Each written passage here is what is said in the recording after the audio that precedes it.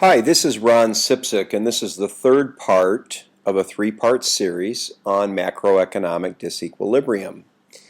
In this last segment, we're going to take a look at the condition where total planned expenditures are greater than GDP and the results of that disequilibrium in terms of what GDP and unemployment will do as a result.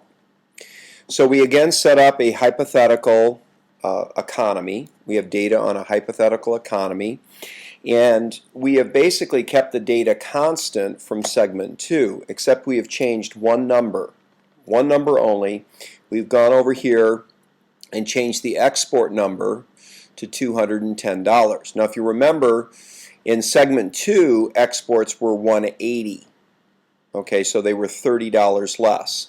So we have changed one number on the product side, held all the other numbers constant on the product side and income side, and now we're going to run the problem again.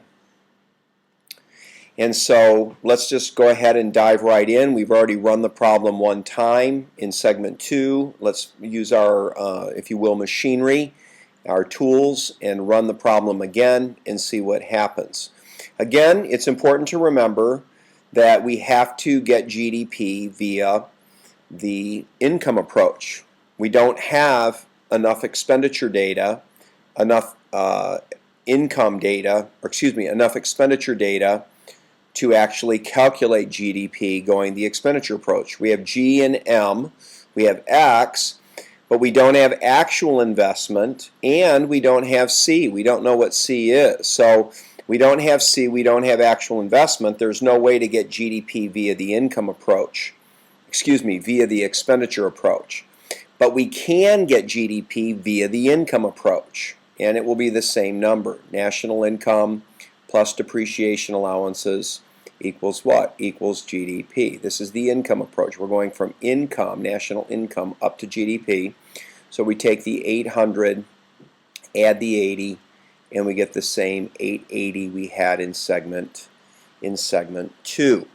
Now we need to calculate total planned expenditures, but of course before we do that we need C. C will not change. C will be the same number we calculated in segment 2 because the income side data has not changed. So C, based on this data, is going to be 525. So we don't have to compute that again. That's the same number. So we'll bring that over here, 525. Let's see here, we got a little problem here. I don't know why that is doing that. A little bit of technical difficulty. What is going on here? Okay. Back to our regular programming. So let's go ahead and scroll down and let's calculate total planned expenditures. Total planned expenditures will be different because X has changed. So how do you calculate total planned expenditures? You take C plus I planned plus G plus X minus M, and that equals TPE, total planned expenditures. So we have C, 525. We add that to I planned, 145. We add that to G, 215. We add that to X, here's our new number, 210. So this is the new number in the analysis. And then we subtract out the imports of 200. And what do we get? We get $895. So this turns out to be $30 more than it was in segment 2. So we increased X by 30. Total planned expenditures has increased by 30. Now, again, the disequilibrium condition is determined by comparing GDP to TPE. So let's go ahead and scroll up here. And so what do we have here? We've got TPE equal to 895, and that is greater than GDP equal to what? 880. So the rate of spending, the rate of aggregate demand, the rate of demand is greater than what? GDP, which is really the rate of what? The rate of supply. Now this type of disequilibrium is probably intuitively bothersome to you, or maybe it's not, but to a lot of students it is. And again, what bothers people is the idea that people can spend more on output, 895, than the output produced during the period. But again, it's very important to remember that one of the key reasons businesses carry inventory in the first place is that they want to meet unexpectedly high demand. And so businesses carry inventory for the express purpose of situations like this. So before this period occurred, whatever year this is, before this period occurred, businesses had built up inventory and they carried that inventory into this period. Businesses, let's say the period begins January 1, inventory had been produced before January 1 of this year, and that inventory was carried into this year. So it's possible to sell more output in a year, 895, than what's produced in that year. So the producing side firms underestimated demand this period, but they had no way of knowing what demand would be this period. It's very difficult to forecast demand. So we could say then that demand is what? Demand is very strong this period. You have strong demand, and therefore demand is greater than GDP. Well, what is that going to lead to? That's going to lead to an unplanned inventory reduction. So there's going to be an unplanned inventory reduction, and that reduction is expressed as a negative. Why? Because inventories didn't accumulate, they didn't increase in size. Inventory stocks actually decreased in size. So let's go back to our inventory box that we referred to in segment 2. Here's our inventory stock. Again, businesses always have inventory stock. If you look at a business at any point in time, stock, at any point in time, you'll find that businesses have inventory. At the beginning of this period, there was an inventory stock carried into the period. That is the initial box here. But what happened during the period? This inventory stock actually got what? This inventory stock actually got smaller. In other words, the demand was so strong this period that this inventory stock actually shrunk. It was not added to, it actually shrunk by 15, and that's the reduction. Now this is a pleasant problem. This is not the type of disequilibrium that business people will be crying over. This is the kind of disequilibrium you're secretly hoping for. After all, the rate of spending is so strong that you've had to dig into your inventory stock. Your sales have been unexpectedly high, which is another way of saying your profits have been unexpectedly high. This is good news. And how will you respond to it? What will you do? What will you do? Well, let's take a look at this. If you're running an unplanned inventory reduction, you have every incentive. Let me go back to blue here. I love using my eraser function, so I'm going to get rid of that black line because we're doing blue. Can you hear the vacuum in the background? I am recording in my condo, and my neighbor upstairs has turned on the vacuum. If you can't hear it, don't worry about it. Let me worry about it, and I am worrying about it because it's distracting. Anyway, but it is good to know that my neighbor vacuums his floor once in a while. He is a clean neighbor. Can you hear that? That's my neighbor vacuuming his floor. All right, that was a commercial break. Back to our regular programming. So what does an unplanned inventory reduction lead to? It leads to an increase in the output rate. An increase in the output rate. Business people are going to boost their output rate. It may also lead to a boost in prices, but we're going to ignore that. We're going to hold prices constant. So we're not going to address price changes at this point in the course. Higher output rates will what? Will be reflected in what? Higher GDP. And of course, higher GDP correlates with what? Lower unemployment. And I'm speaking here specifically of cyclical unemployment. Now look, unemployment never gets down to zero in America because you always have people leaving jobs for better jobs, getting frustrated with a job, or just taking a better opportunity, and they may be unemployed for a period of time when they make that kind of move. You also have structurally unemployable people who either don't have the skills and or values to find work in a certain time interval, and they're just unemployable. They just do not have the skill set to find work in the current work setting. This is not the type of unemployment. Frictional and structural are not the types of unemployment we're interested in talking about in a macro course. We're interested in talking about cyclical unemployment. That's the type of unemployment where somebody has the skills to work. It sounds more like a, you hear that? Sounds like a termite up there. That's actually a vacuum. Now, hopefully this will not interrupt us anymore. It looks like they're going to the back of their condo now. Sounds like it. The point is, cyclical unemployment is going to be people who have the skills, want to work, and they've been laid off due to weak business conditions. But when business conditions pick up, when rates of output increase, when businesses become hungry for more workers, what's going to happen to cyclical unemployment? It's going to decrease. Cyclical unemployment can decrease to 0%. That doesn't mean all unemployment will be 0% though. Okay? So this is an expansion. And if you're thinking of the business fluctuations in the business cycle, this is the upward movement. So this is what we call an expansion.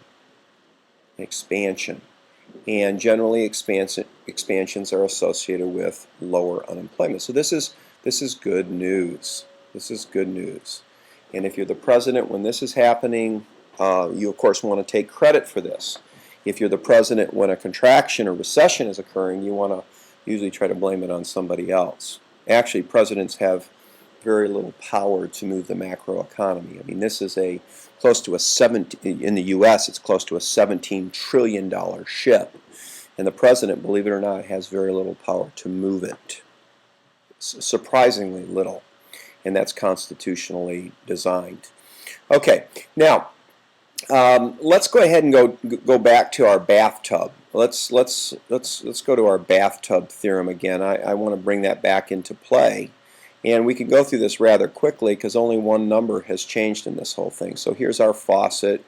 Here's the model of our bathtub. Here's the drain, and again, you've got 3 planned injections, and you have 3 leakages.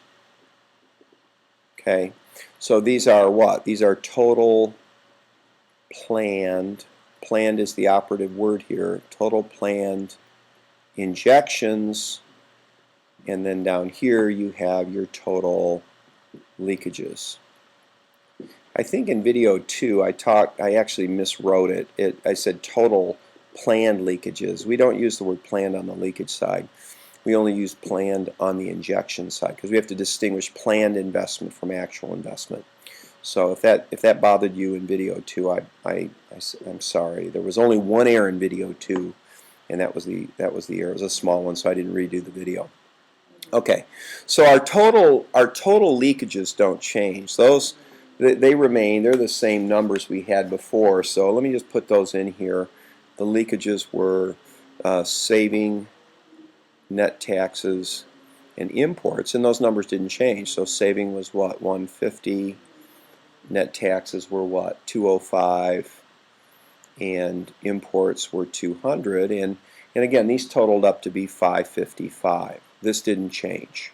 Okay, none of the numbers on the income side changed, so these numbers didn't change. So we held them constant. That's called ceteris paribus. However, on the injection side, things did change. What are the 3 planned injections? We got I planned, plus you have government spending, always assumed to be planned, and you have export spending, which is assumed to be planned. So I planned didn't change, 145. Government spending didn't change, 215, but export spending jumped to 210. Remember that? So the change is right here. And what does that total up to? That totals up to 570, which is $30 greater than what it was in the segment 2. Now remember, the level of water in the tub measures what? Measures GDP. So we would expect that if the inflows into the spending stream are greater than the outflows from the spending stream, that spending is strong. Spending is strong, and that's going to tend to what? That's going to tend to boost GDP in the future. So we would expect, given the inflows compared to the outflows, that GDP should expand. And guess what? In fact, it did. GDP expanded. So GDP is the level of water in the tub. Okay? That's important. And we were proposing a theory here that the injections were so strong, I, G, and X were so strong during the period compared to the leakages, S, T, and M, that is going to push up GDP. All right? So that's an important part of the story. Let me just go ahead and let me just summarize all this again like I did in segment 2. This may be helpful to you. Just let me kind of run a little summary, a little logic sequence here. So if total planned injections are greater than total leakages, and they were. Remember, this is what? This is 570. This is 555. Then spending will be what? Spending will be strong. So then TPE, the total rate of spending, will be greater than GDP, and it was. It was. What was this? 895. This was 880. Notice again that there's a $15 difference here. There's a $15 difference here. And there's a $15 difference here. That's the same 15. Why? Well, if more money is coming into the spending stream in the period than is leaking out of the money stream, the spending stream during the period, then spending is going to be what? Strong. We've said that already. Spending is very, very what? Strong this period. We got strong spending. Why? More water coming in than water going out. And that's going to cause spending to be greater than GDP by how much? By 15. Now, what does that lead to? Let's keep going. If TPE is greater than GDP, then what will the economy experience? Unplanned inventory reduction. Remember, a reduction is a minus 15. So inventory levels are falling. Remember, the water in the bathtub increased. So the water in the bathtub is not the inventory level. The inventory levels are falling. The inventory levels are falling during the period because spending is so strong. Well, let's move that over a little bit. If you have an unplanned inventory reduction going on, if inventory levels are falling in the economy, then what did we say? We said there would be an increase in the output rate. The output rate would go up. And again, we're holding the price level constant. But if there's an increase in the output rate, then there's going to be an increase in measured output, GDP. And if there's an increase in GDP, that correlates with what? Then there'd be a decrease. Usually when you produce more, you need more workers, so therefore there's going to be what? Lower unemployment. So you should be able to connect all of this. This is the reason we're doing this. You should connect this idea of injections and leakages, total planned spending and GDP, inventory levels, output rates, GDP, and unemployment. There's a flow to this. And again, what are we trying to explain? We're trying to explain why real GDP increases over time. In the short run, these upward movements are usually periods of relatively strong aggregate demand. When aggregate demand is weak, remember, when aggregate demand is weak, you're likely to see GDP falling. You're likely to see recessions. But when spending is strong, when households, businesses, government, and foreigners are spending, well, that's going to tend to be expansionary. Okay? Now, I've just got a few more little wrap-up details to do here. So I want to just kind of close the problem up the way we did it last time. So let me do that. The heavy lifting is over. If you take I planned plus unplanned, you get I actual. Now this is a little bit tricky. Be careful here. I planned hasn't changed throughout this entire analysis. It's 145. But now what are we doing? We're adding a negative 15. And you should remember from your math background that when you add a negative number, this is the reduction in inventory. This is your unplanned inventory reduction. Some people like to call this disinvestment. Sorry about the handwriting here. My pen tool, the tip on it isn't very sharp. Disinvestment. This is the opposite of investment. So when businesses add to inventory, that's considered investment. When businesses pull goods out of inventory, that's called disinvestment. Disinvestment. You've disinvested of some of your inventory. Well, what's the actual investment rate? It turns out to be 130. So actual investment this period is actually less than what businesses planned. That's actually good news, because what it means is businesses had to dig into inventory, cut their inventory levels to meet unexpectedly high demand. Okay, and the final point we want to make in this analysis is that in the end, actual expenditures have to equal GDP. So this has to all tie together. It has to balance. Total planned expenditures don't equal GDP this period.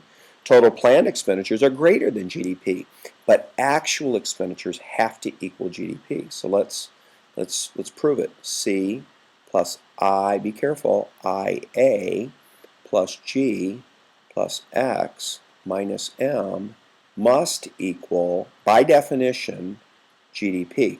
When you put three bars like this, you're not saying can equal, you're not saying may equal, you're saying must equal. This is an identity. This is a definition. So let's plug the numbers.